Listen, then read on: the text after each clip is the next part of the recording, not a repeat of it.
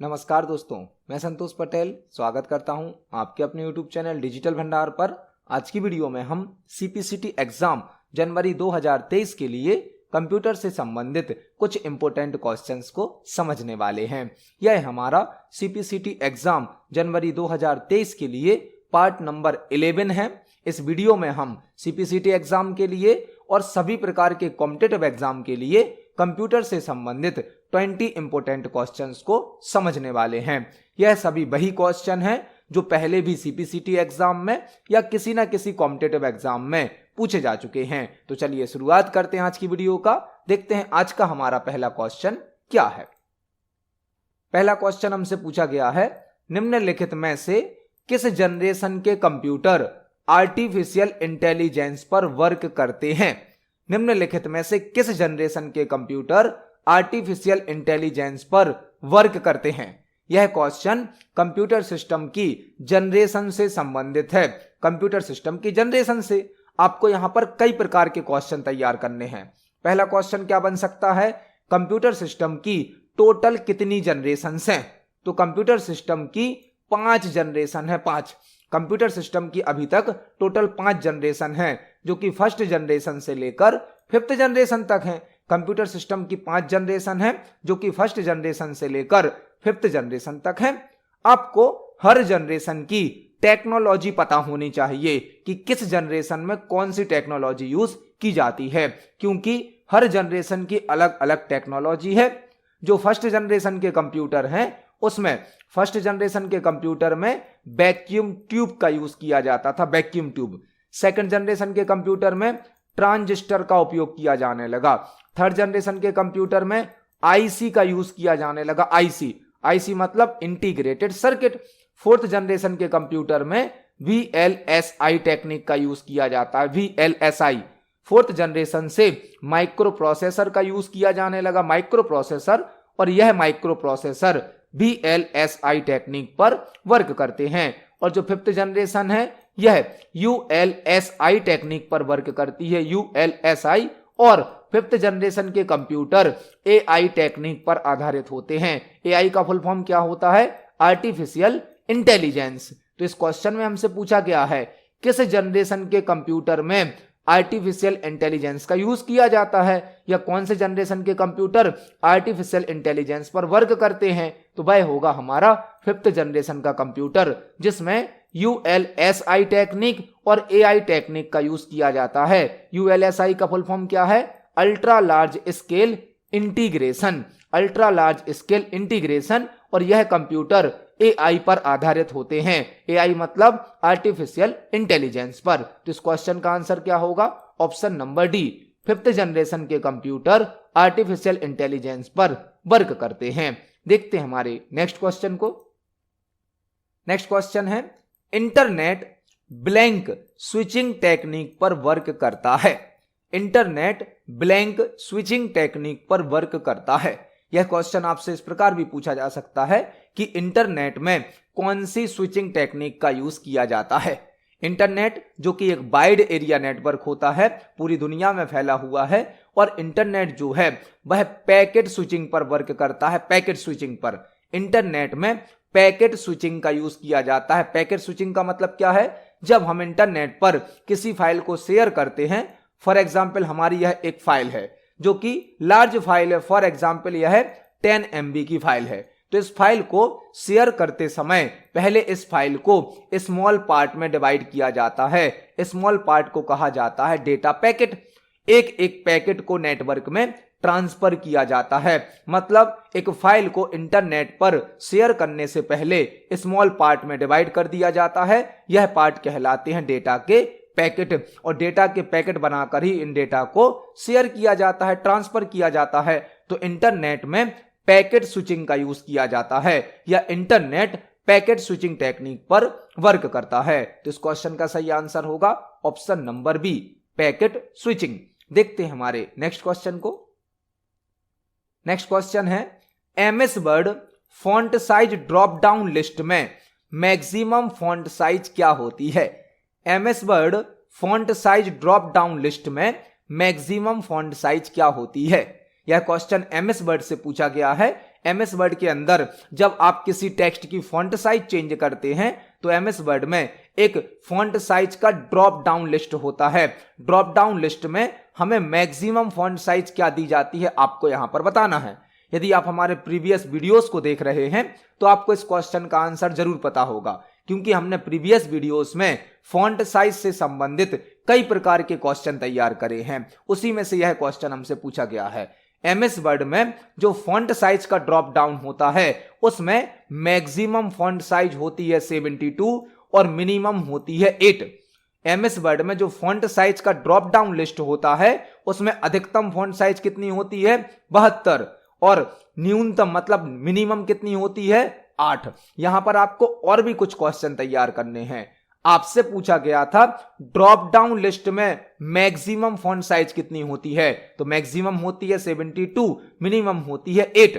लेकिन MS word में यदि आप शॉर्टकट की से फॉन्ट साइज बढ़ाएंगे शॉर्टकट की से, तो मैक्सिमम हो जाती है 1638 तक और मिनिमम हो जाती है 1 तक। लेकिन ड्रॉप डाउन लिस्ट में कितनी होती है मिनिमम 8 और मैक्सिमम कितनी होती है 72। लेकिन यदि आपसे क्वेश्चन ऐसा पूछा जाता है कि एमएस वर्ड में मिनिमम फॉन्ट साइज कितनी होती है, तो वह होगी 1 और मैक्सिमम कितनी होती है 1638। इसको हम एमएस वर्ड पर प्रैक्टिकली समझ सकते हैं। यह हमारा एमएस वर्ड सॉफ्टवेयर है जिसमें हमने एक सैंपल टेक्स्ट टाइप किया है।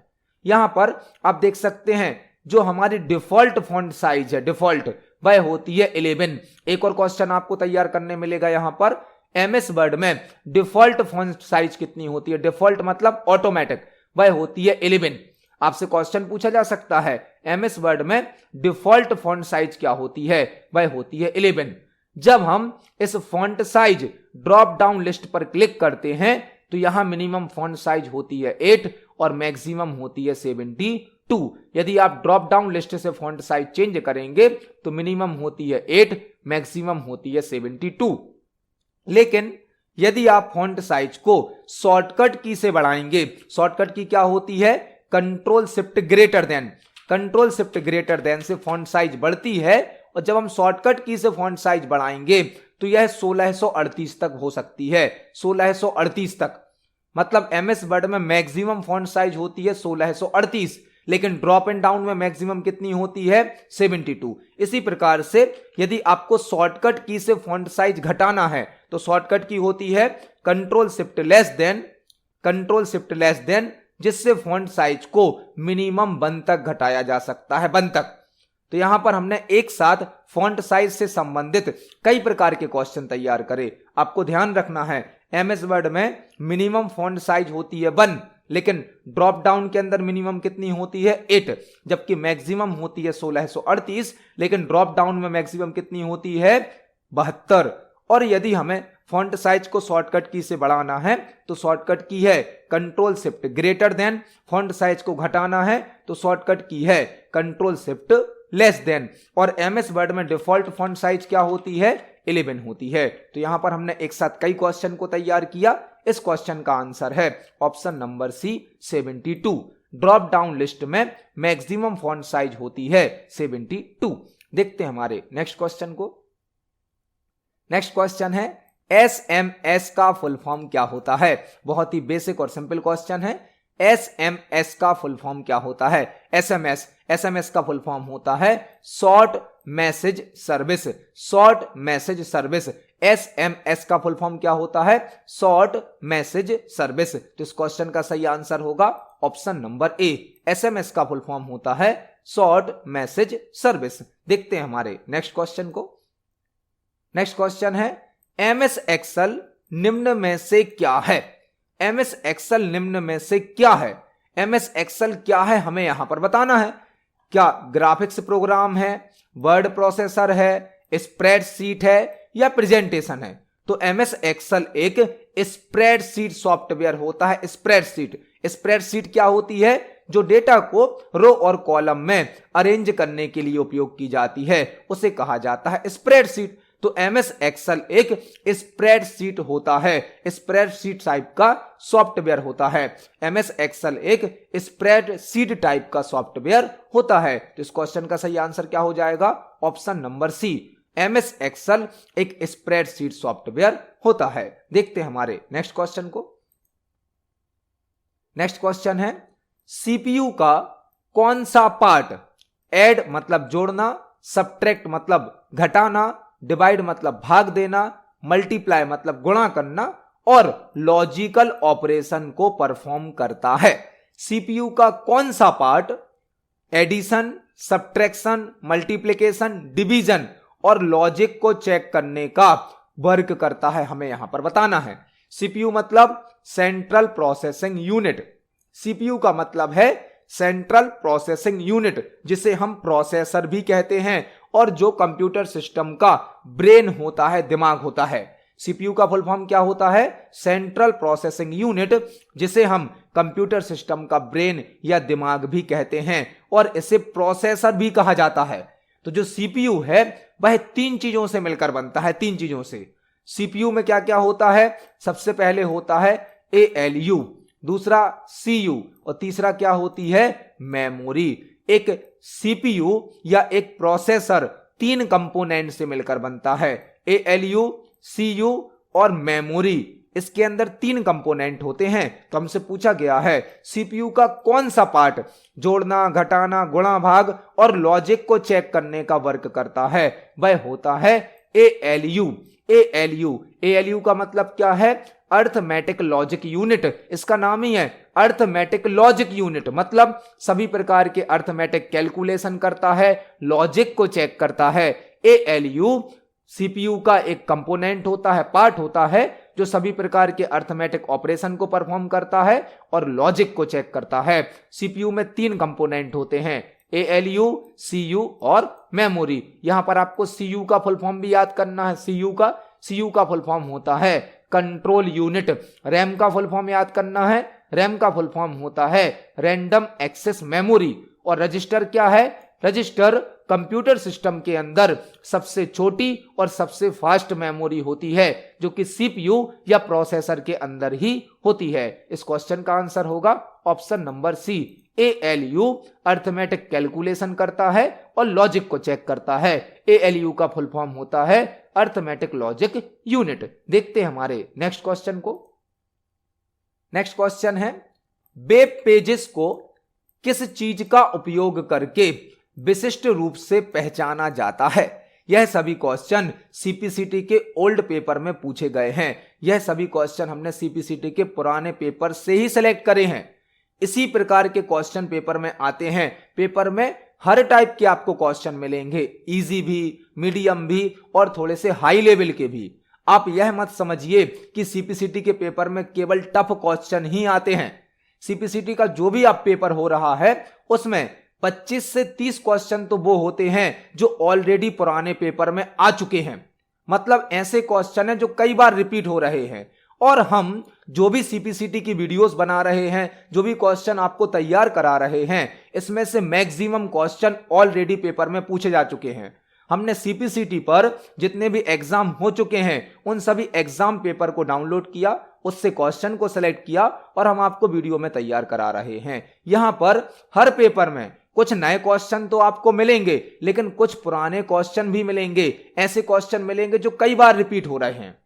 तो आप केवल नए क्वेश्चन को मत पढ़ें, जो क्वेश्चन आप ऑलरेडी पढ़ चुके हैं वह भी आपको पेपर में मिलेंगे। और तीनों टाइप के क्वेश्चन होते हैं, सिंपल भी, मीडियम लेवल के भी और हाई लेवल के भी।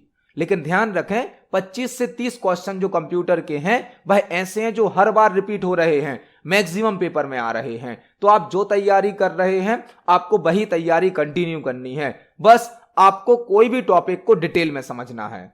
आपने देखा होगा जब भी हम कोई क्वेश्चन आपको एक्सप्लेन करते हैं तो उस क्वेश्चन से रिलेटेड जो भी क्वेश्चन बन सकता है, जैसा भी बन सकता है, हम आपको वो एक्सप्लेन करते हैं।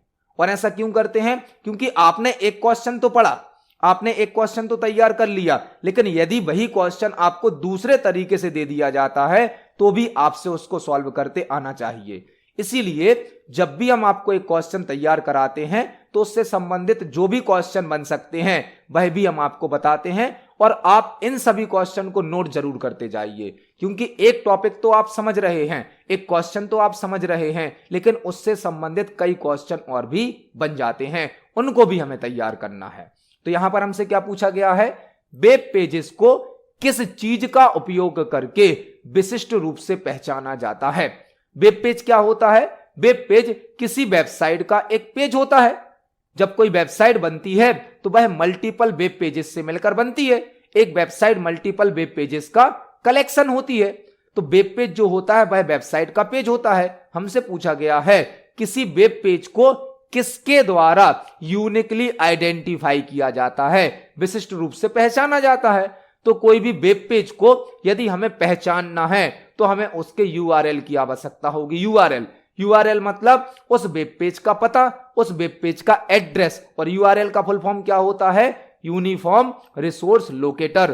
तो किसी भी वेब पेज को यूनिकली आइडेंटिफाई करने के लिए, विशिष्ट रूप से पहचानने के लिए उस वेब पेज का यूआरएल यूज किया जाता है। यूआरएल मतलब एड्रेस, जिसे हम यूआरएल मतलब यूनिफॉर्म रिसोर्स लोकेटर भी कहते हैं। यहां पर आपको एक क्वेश्चन और तैयार करना है, आईपी का फुल फॉर्म क्या होता है। आईपी का फुल फॉर्म होता है इंटरनेट प्रोटोकॉल। और आईपी एड्रेस क्या होता है, आईपी एड्रेस किसी कंप्यूटर का यूनिक नंबर होता है, यूनिक एड्रेस होता है, जिसके द्वारा उस कंप्यूटर को नेटवर्क में पहचाना जाता है। तो इस क्वेश्चन का आंसर क्या है, ऑप्शन नंबर सी, यूआरएल। देखते हैं हमारे नेक्स्ट क्वेश्चन को। नेक्स्ट क्वेश्चन है, एमएस एक्सेल में सेल कंटेंट को बोल्ड करने के लिए किस शॉर्टकट की का उपयोग किया जाता है। एमएस एक्सेल में सेल कंटेंट को बोल्ड करने के लिए किस शॉर्टकट की का उपयोग किया जाता है। यह बहुत ही इंपॉर्टेंट क्वेश्चन है और यहां पर आपको एक साथ करीब 6-7 क्वेश्चन तैयार करने मिलेंगे। इस क्वेश्चन से संबंधित बहुत सारे क्वेश्चन और भी आपको यहां तैयार करने मिलेंगे। हमसे क्या पूछा गया है, एमएस एक्सेल में सेल कंटेंट को बोल्ड करने के लिए किस शॉर्टकट की का उपयोग किया जाता है। सेल कंटेंट क्या है, आपने एक्सेल में जो भी टाइप किया है वह सेल के अंदर टाइप होता है। सेल क्या होता है, एक रो और कॉलम का इंटरसेक्शन। जब एक रो और कॉलम मिलता है तो क्या बन जाता है, सेल बन जाता है। हमसे पूछा गया है सेल कंटेंट को बोल्ड करने के लिए किस शॉर्टकट की का उपयोग किया जाता है। आपने बोल्ड करने के लिए Ctrl+B शॉर्टकट की को पढ़ा होगा और आप इसको यूज भी करते होंगे। आपने पढ़ा होगा कि यदि हमें टेक्स्ट को बोल्ड करना है तो हम Ctrl+B का यूज कर सकते हैं, लेकिन यहां पर तो हमें ऑप्शन में Ctrl+B दिया ही नहीं गया है। मतलब एक्सेल में यदि हमें जो सेल में हमने डेटा भरा है उसको बोल्ड करना है तो कोई और भी शॉर्टकट की है। यहां पर आप देख सकते हैं इस क्वेश्चन में जो आंसर दिए गए हैं उसमें तो Ctrl+B है ही नहीं। मतलब एक्सेल में बोल्ड करने के लिए आप Ctrl+B का तो यूज कर सकते हैं, इसके अलावा भी शॉर्टकट की है। अब यहां पर आपको 5-6 क्वेश्चन तैयार करने मिलेंगे। जो Ctrl+B है आप उससे तो बोल्ड कर सकते हैं, लेकिन एक्सेल में कंट्रोल के साथ 2 से भी बोल्ड कर सकते हैं। मतलब एक्सेल में बोल्ड करने की 2 शॉर्टकट की हो गई, क्या क्या, Ctrl+B और Ctrl+2।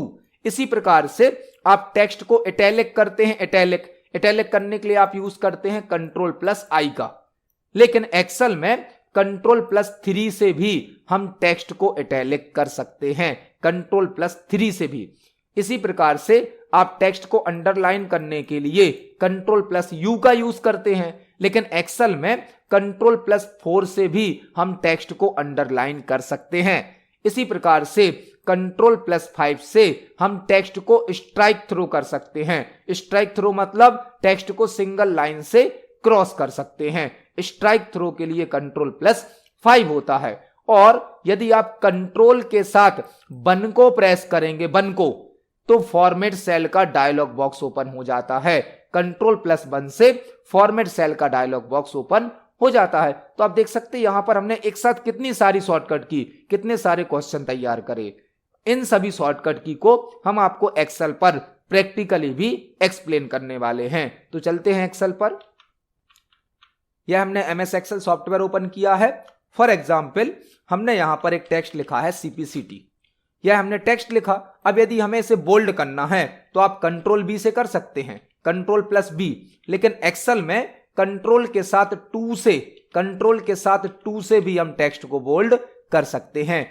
इसी शॉर्टकट की से बोल्ड ऑन हो जाता है, इसी शॉर्टकट की से बोल्ड ऑफ भी हो जाता है। इसी प्रकार से Ctrl+I से आप इटैलिक करते हैं, Ctrl+I, यह काम आप Ctrl+3 से भी कर सकते हैं। Ctrl+3 से आपको यदि अंडरलाइन करना है एक्सेल में, आप Ctrl+U का यूज करेंगे, Ctrl+U।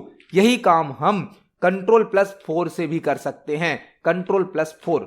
ऐसे ही यदि आपको इस टेक्स्ट को, सेल के कंटेंट को स्ट्राइक थ्रू करना है तो आप Ctrl+5 का यूज कर सकते हैं, Ctrl+5 का। और यदि आप Ctrl+1 प्रेस करेंगे तो आपके सामने फॉर्मेट सेल का डायलॉग बॉक्स ओपन हो जाता है। तो यहां पर हमने एक साथ कई क्वेश्चन को तैयार किया। इस क्वेश्चन का आंसर क्या होगा? ऑप्शन नंबर ए, Ctrl+2 से हम सेल कंटेंट को बोल्ड कर सकते हैं। इस क्वेश्चन का आंसर हो जाएगा ऑप्शन नंबर ए। देखते हैं हमारे नेक्स्ट क्वेश्चन को। नेक्स्ट क्वेश्चन है, MS एक्सेल फाइल को क्या कहा जाता है? MS एक्सेल फाइल को क्या कहा जाता है? जब आप MS एक्सेल में कोई फाइल बनाते हैं तो उसे क्या कहा जाता है? डॉक्यूमेंट, वर्कबुक, वर्कशीट या प्रेजेंटेशन? MS एक्सेल एक स्प्रेडशीट सॉफ्टवेयर है और MS एक्सेल में जो फाइल बनती है उसे कहा जाता है वर्कबुक। MS एक्सेल में जो फाइल बनती है उसे कहा जाता है वर्कबुक और एक्सेल का जो पेज होता है उसे कहा जाता है वर्कशीट। एक्सेल के पेज को कहा जाता है वर्कशीट और एक्सेल की फाइल को कहा जाता है वर्कबुक। आपको यहां पर और भी कुछ क्वेश्चन तैयार करने हैं। MS वर्ड की फाइल को कहा जाता है डॉक्यूमेंट, पावर पॉइंट की फाइल को कहा जाता है प्रेजेंटेशन। और जब हम एक्सेल में कोई फाइल बनाते हैं, एक्सेल में कोई फाइल बनाते हैं तो उसका डिफॉल्ट नेम होता है बुक1। एक्सेल में जब हम कोई फाइल बनाते हैं तो उसे वर्कबुक कहा जाता है, लेकिन उसका डिफॉल्ट नेम क्या होता है? बुक1 होता है। तो इस क्वेश्चन का आंसर हो जाएगा option number B, Excel file को वर्कबुक कहा जाता है। देखते हैं हमारे नेक्स्ट क्वेश्चन को। नेक्स्ट क्वेश्चन है, निम्न में से किसे नेटवर्क का नेटवर्क कहा जाता है? निम्न में से किसे नेटवर्क का नेटवर्क कहा जाता है? निम्न में से किसे नेटवर्क का नेटवर्क कहा जाता है? मतलब नेटवर्क ऑफ नेटवर्क क्या होता है? नेटवर्क ऑफ नेटवर्क क्या होता है? जो इंटरनेट है वह बहुत सारे नेटवर्क का नेटवर्क होता है। मतलब कई प्रकार के नेटवर्क को मिलाकर इंटरनेट बनाया जाता है। मतलब वाइड एरिया नेटवर्क, जो एक बैन नेटवर्क होता है, ban network, wide area network, उसे हम क्या कह सकते हैं? इंटरनेट। एक ऐसा नेटवर्क जो पूरी दुनिया में फैला हुआ है, जिसके अंदर बहुत सारे नेटवर्क जुड़े होते हैं, उसे कहा जाता है इंटरनेट। इंटरनेट मतलब एक वाइड एरिया नेटवर्क, एक ग्लोबल नेटवर्क जो कि पूरी दुनिया में फैला हुआ है। और इंटरनेट के अंदर बहुत सारे नेटवर्क आपस में जुड़े होते हैं। आपको यहां पर ध्यान से इंटरनेट को टिक करना है, क्योंकि एक ऑप्शन है इंट्रानेट, एक ऑप्शन क्या भी है? इंट्रानेट। इंट्रानेट क्या होता है? यह एक स्मॉल साइज का नेटवर्क होता है, एक प्राइवेट नेटवर्क होता है। इंटरनेट कैसा है? एक वाइड एरिया नेटवर्क, पूरी दुनिया में फैला है। लेकिन इंट्रानेट कैसा होता है? स्मॉल साइज का नेटवर्क होता है, प्राइवेट नेटवर्क होता है। किसी ऑर्गेनाइजेशन के अंदर सभी कंप्यूटर्स को कनेक्ट करने के लिए इंट्रानेट बनाया जाता है। मतलब इंट्रानेट छोटा नेटवर्क होता है, प्राइवेट नेटवर्क होता है, जबकि इंटरनेट एक पब्लिक नेटवर्क है और पूरी दुनिया में फैला हुआ है। और इंटरनेट को ही नेटवर्क ऑफ नेटवर्क कहा जाता है। यहां पर आपको दो क्वेश्चन और तैयार करने हैं। लैन का फुल फॉर्म क्या होता है? लैन का full form local area network, local area network. Pan का फुल फॉर्म क्या होता है? Personal area network. इस क्वेश्चन का आंसर है ऑप्शन नंबर बी, नेटवर्क का नेटवर्क या नेटवर्क ऑफ नेटवर्क इंटरनेट कहलाता है।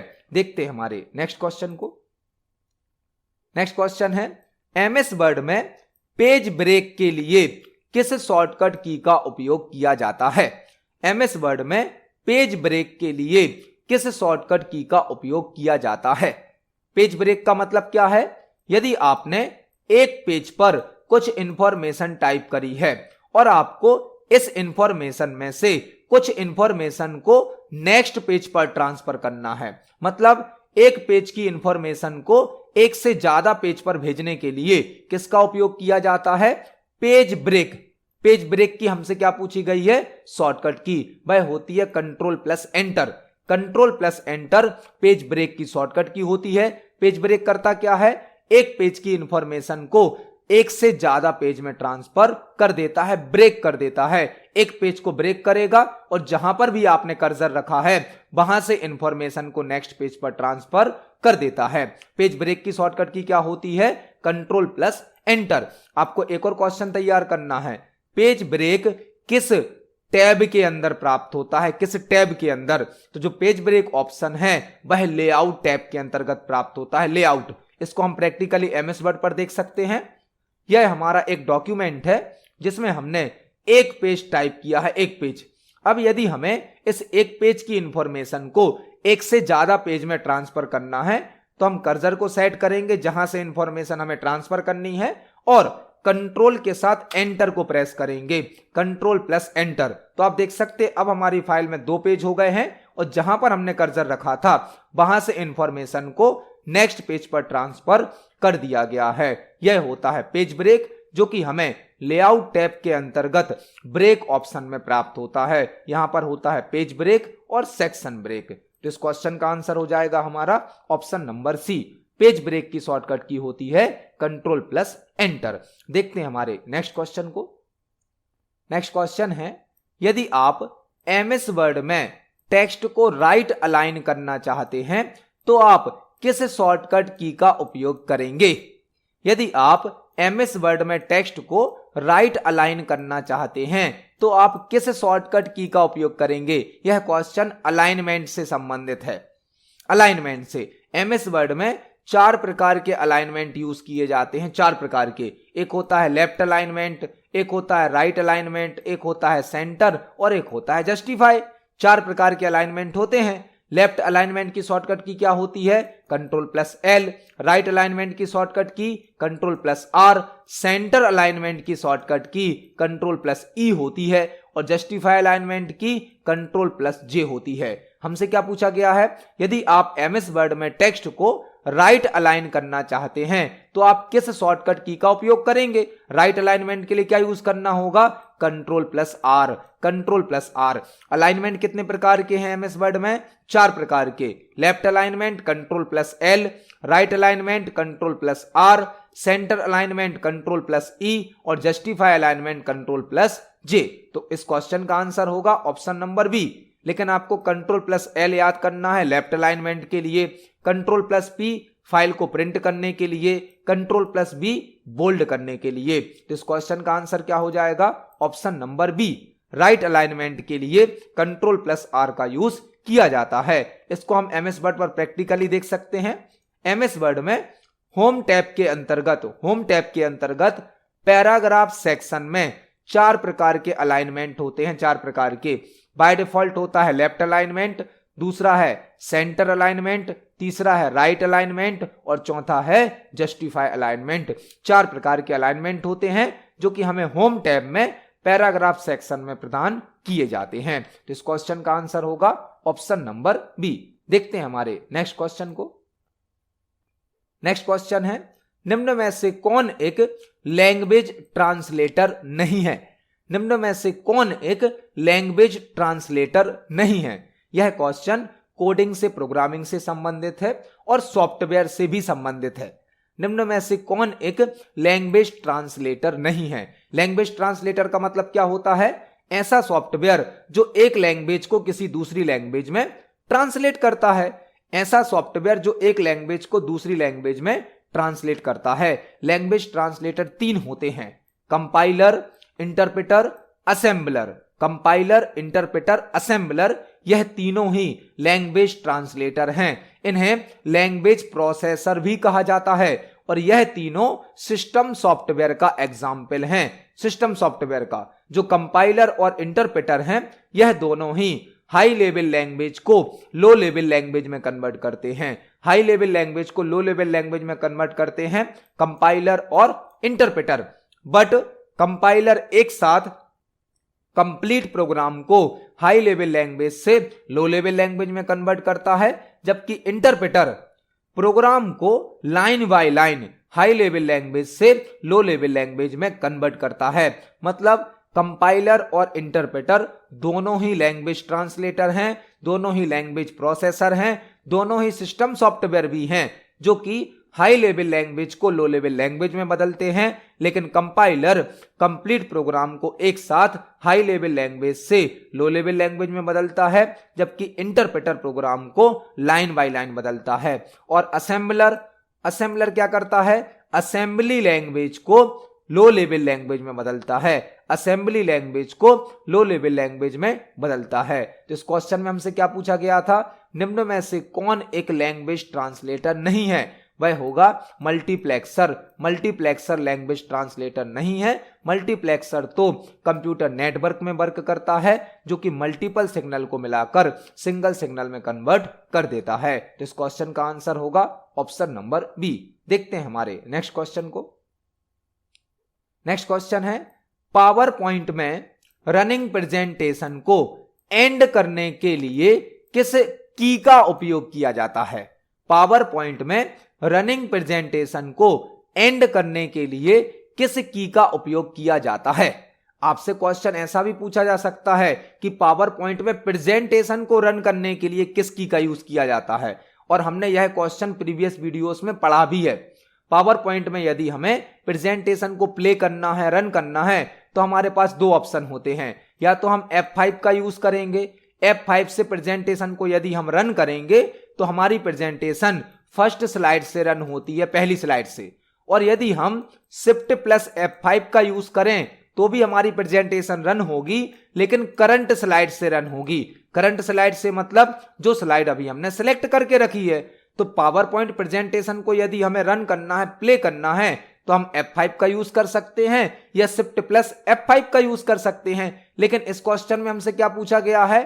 पावर पॉइंट में रनिंग प्रेजेंटेशन को, मतलब जो प्रेजेंटेशन पहले से चल रहा है उसको यदि हमें रोकना है, खत्म करना है, एंड करना है, तो हम कौन सी की का यूज करेंगे? इसके लिए यूज किया जाता है एस्केप की का। एस्केप की आपके कीबोर्ड में टॉप साइड पर लेफ्ट में जो की होती है एस्केप की, इसके द्वारा हम एक रनिंग प्रेजेंटेशन को एंड या स्टॉप कर सकते हैं। एस्केप की करती क्या है? जो भी प्रोसेस हमारे कंप्यूटर पर रन हो रही होती है उसको एंड कर देती है। इसको हम प्रैक्टिकली भी समझ सकते हैं।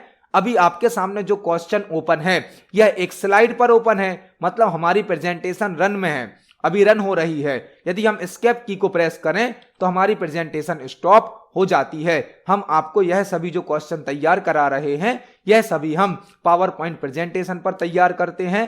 पहले हम सभी क्वेश्चन को टाइप करते हैं, देन हम आपको यह सभी क्वेश्चन समझाते हैं। अभी हमारी प्रेजेंटेशन रन हो रही थी, रनिंग कंडीशन में थी, हमने एस्केप की को प्रेस किया तो हमारी प्रेजेंटेशन एंड हो गई। अब हम वापस नॉर्मल व्यू में आ गए हैं। अब यदि हमें अपनी प्रेजेंटेशन को कंटिन्यू रन करना है, कंटिन्यू रन करना है मतलब यह हमारी 234 नंबर की स्लाइड है, इसी स्लाइड से हमें प्रेजेंटेशन को फिर से स्टार्ट करना है कंटिन्यू, तो हम शिफ्ट प्लस F5 को प्रेस करेंगे। शिफ्ट प्लस F5 ने क्या किया? हम जिस स्लाइड पर थे वहीं से हमारी प्रेजेंटेशन को कंटिन्यू रन कर दिया। तो यहां पर हमसे पूछा गया था प्रेजेंटेशन को एंड करने के लिए कौन सी की का यूज किया जाता है? वह होगी हमारी एस्केप की। तो इस क्वेश्चन का सही आंसर क्या हो जाएगा? Option number D. देखते हैं हमारे नेक्स्ट क्वेश्चन को। नेक्स्ट क्वेश्चन है, लाइनेक्स ऑपरेटिंग सिस्टम में फाइल को क्रिएट और ओपन करने के लिए किस कमांड का उपयोग किया जाता है? लाइनेक्स ऑपरेटिंग सिस्टम में फाइल को क्रिएट करने के लिए और ओपन करने के लिए किस कमांड का उपयोग किया जाता है? यह क्वेश्चन आपसे इस प्रकार भी पूछा जा सकता है कि लाइनेक्स ऑपरेटिंग सिस्टम में फाइल को क्रिएट करने के लिए, फाइल में टेक्स्ट को अपेंड करने के लिए और फाइल को ओपन करने के लिए किस कमांड का यूज किया जाता है? वह कमांड होती है कैट कमांड। कैट कमांड का मतलब है कॉनकैटिनेट। कैट का मतलब क्या होता है यहां पर? कॉनकैटिनेट। यह लाइनेक्स की ऐसी कमांड है जो एक फाइल को बनाती है, फाइल में मैटर को अपेंड करती है, मतलब पहले से बनी हुई फाइल में टेक्स्ट को जोड़ देती है, और फाइल को ओपन करती है, मतलब आप फाइल के कंटेंट को शो भी कर सकते हैं। तो लाइनेक्स में कैट कमांड का यूज फाइल को क्रिएट करने के लिए, फाइल में टेक्स्ट को अपेंड करने के लिए और फाइल को ओपन करने के लिए किया जाता है। कैट का फुल फॉर्म होता है कॉनकैटिनेट। और यदि आपको एक और क्वेश्चन पूछा जाता है कि डॉस ऑपरेटिंग सिस्टम में, डॉस में, अभी हमने लाइनक्स का क्वेश्चन पढ़ा है, अब यदि आपसे पूछा जाता है डॉस ऑपरेटिंग सिस्टम में फाइल क्रिएट करने के लिए किस कमांड का यूज किया जाता है, तो भाई होती है कॉपीकॉन। डॉस में फाइल बनती है कॉपीकॉन से और लाइनक्स में फाइल बनती है कैट कमांड से। तो यहां पर हमने एक साथ दो क्वेश्चन तैयार करे। इस क्वेश्चन का आंसर है ऑप्शन नंबर ए। देखते हैं हमारे नेक्स्ट क्वेश्चन को। नेक्स्ट क्वेश्चन है विंडोज ऑपरेटिंग सिस्टम में किसी ऑब्जेक्ट की प्रॉपर्टीज को ओपन करने के लिए किस शॉर्टकट की का उपयोग किया जाता है। विंडोज ऑपरेटिंग सिस्टम में हमें किसी ऑब्जेक्ट मतलब कोई फाइल है, कोई फोल्डर है, कोई आइकन है, उसकी प्रॉपर्टीज को ओपन करना है तो हम कौन सी शॉर्टकट की का यूज करेंगे। यहां पर आपको दो क्वेश्चन तैयार करने हैं। यदि आपको विंडोज ऑपरेटिंग सिस्टम में किसी ऑब्जेक्ट को रीनेम करना है मतलब उसका नाम बदलना है, तो उसके लिए शॉर्टकट की होती है F2। रीनेम करने के लिए कौन सी है, F2। और यदि किसी ऑब्जेक्ट की प्रॉपर्टीज को ओपन करना है तो शॉर्टकट की है Alt plus enter. Alt plus enter से हम किसी ऑब्जेक्ट की प्रॉपर्टीज को ओपन कर सकते हैं और F2 से किसी ऑब्जेक्ट को हम रीनेम कर सकते हैं। तो इस क्वेश्चन का आंसर होगा ऑप्शन नंबर बी। इसको हम डेस्कटॉप पर प्रैक्टिकली समझ सकते हैं। यह हमारा डेस्कटॉप है। यहां पर यदि हम किसी आइकन को सिलेक्ट करें, हमने एक आइकन को सिलेक्ट किया, एक ऑब्जेक्ट को सिलेक्ट किया और कीबोर्ड से Alt प्लस एंटर को प्रेस किया, Alt प्लस एंटर, तो आप देख सकते हैं जो फोल्डर हमने सेलेक्ट किया था उसकी प्रॉपर्टीज विंडो हमारे सामने आ गई है। तो किसी भी ऑब्जेक्ट की प्रॉपर्टीज को शो करने के लिए Alt प्लस एंटर का यूज किया जाता है। देखते हैं हमारे नेक्स्ट क्वेश्चन को। नेक्स्ट क्वेश्चन है विंडोज ऑपरेटिंग सिस्टम में किसी ऑब्जेक्ट को कट या कॉपी करने पर ऑब्जेक्ट कहां स्टोर हो जाता है। विंडोज ऑपरेटिंग सिस्टम में किसी ऑब्जेक्ट को कट या कॉपी करने पर ऑब्जेक्ट कहां स्टोर हो जाता है। जब आप अपने कंप्यूटर सिस्टम में किसी फाइल को, किसी फोल्डर को, किसी आइकन को या किसी कंटेंट को, किसी टेक्स्ट को, इमेज को कट करते हो या कॉपी करते हो तो वह कहां स्टोर हो जाता है। जब भी हम किसी ऑब्जेक्ट को या किसी कंटेंट को कट या कॉपी करते हैं तो वह एक टेम्परेरी स्टोरेज में स्टोर हो जाता है, वह कहलाता है क्लिपबोर्ड। क्लिपबोर्ड हमारे कंप्यूटर का एक टेम्परेरी स्टोरेज होता है जो कि कट या कॉपी किए गए ऑब्जेक्ट को स्टोर करता है। तो इस क्वेश्चन का सही आंसर क्या होगा, ऑप्शन नंबर सी। क्लिपबोर्ड में कट या कॉपी किया गया ऑब्जेक्ट स्टोर हो जाता है। और क्लिपबोर्ड क्या होता है, क्लिपबोर्ड एक टेम्परेरी स्टोरेज होता है। देखते हैं हमारे नेक्स्ट क्वेश्चन को। नेक्स्ट क्वेश्चन है निम्न में से किस पोर्ट को पैरेलल पोर्ट भी कहा जाता है। निम्न में से किस पोर्ट को पैरेलल पोर्ट भी कहा जाता है। पोर्ट, निम्न में से किस पोर्ट को पैरेलल पोर्ट मतलब साइज में बड़ा होता है, जो एक साथ मल्टीपल बिट के डेटा को ट्रांसफर करता है। पैरेलल का मतलब होता है समांतर रूप से, एक साथ कई। यह कौन सा पोर्ट होता है, पैरेलल पोर्ट होता है हमारा LPT पोर्ट। पैरेलल पोर्ट को क्या भी कहा जाता है, LPT port, line print terminal. तो पैरेलल पोर्ट को क्या भी कहा जाता है, LPT पोर्ट। और LPT का फुल फॉर्म क्या होता है, लाइन प्रिंट टर्मिनल। यह पोर्ट जर्नली प्रिंटर के साथ यूज किया जाता है। तो पैरेलल पोर्ट का नाम क्या भी होता है, LPT पोर्ट, जो कि साइज में बड़ा होता है। और LPT का फुल फॉर्म क्या होता है, लाइन प्रिंट टर्मिनल। तो इस क्वेश्चन का सही आंसर होगा ऑप्शन नंबर सी। देखते हैं हमारे नेक्स्ट क्वेश्चन को। नेक्स्ट क्वेश्चन है निम्न में से किस ऑपरेटर का उपयोग MS एक्सेल में नॉट इक्वल टू के रूप में किया जाता है। निम्न में से किस ऑपरेटर का उपयोग MS एक्सेल में नॉट इक्वल टू के रूप में किया जाता है। नॉट इक्वल टू मतलब बराबर नहीं है, बराबर नहीं है। यदि हमें चेक करना है कोई छोटी वैल्यू तो हम करेंगे यहां पर लेस देन का यूज। यदि हमें छोटी वैल्यू चेक करना है, हमें बड़ी वैल्यू चेक करना है तो हम ग्रेटर देन का यूज करेंगे।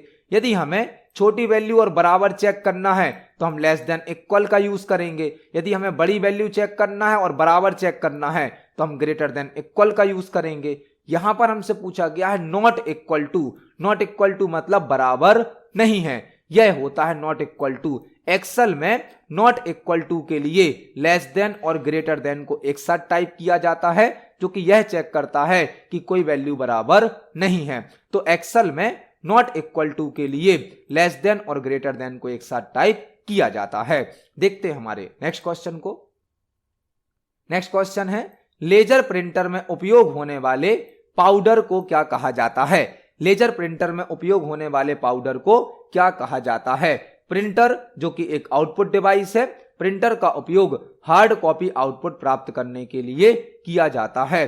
और जो लेजर प्रिंटर है यह एक नॉन इंपैक्ट प्रिंटर होता है। नॉन इंपैक्ट मतलब प्रिंटिंग करते समय साउंड कम करता है, प्रिंटिंग क्वालिटी अच्छी होती है। जो लेजर प्रिंटर है इसके अंदर ड्राई पाउडर यूज किया जाता है। ड्राई पाउडर, सूखा पाउडर, जिसे कहा जाता है टोनर। तो लेजर प्रिंटर में उपयोग होने वाले पाउडर को क्या कहा जाता है? टोनर कहा जाता है। यह एक ड्राई पाउडर होता है जिसे हम क्या कहते हैं? टोनर। तो इस क्वेश्चन का सही आंसर होगा ऑप्शन नंबर ए। तो आज की वीडियो में हमने सीपीसीटी एग्जाम के लिए और सभी प्रकार के कॉम्पिटिटिव एग्जाम के लिए 20 इंपोर्टेंट क्वेश्चंस को समझा है। जब हम एक क्वेश्चन को समझते हैं तो उससे संबंधित हमें कई प्रकार के और भी क्वेश्चन तैयार करने मिल जाते हैं। आप सभी क्वेश्चन को पढ़ें, समझें। यदि आपका कोई क्वेश्चन है, कोई डाउट है तो कमेंट सेक्शन में जरूर पूछें। वीडियो पसंद आती है तो वीडियो को लाइक करें, ज्यादा से ज्यादा शेयर करें। मिलते हैं अगली वीडियो में। धन्यवाद।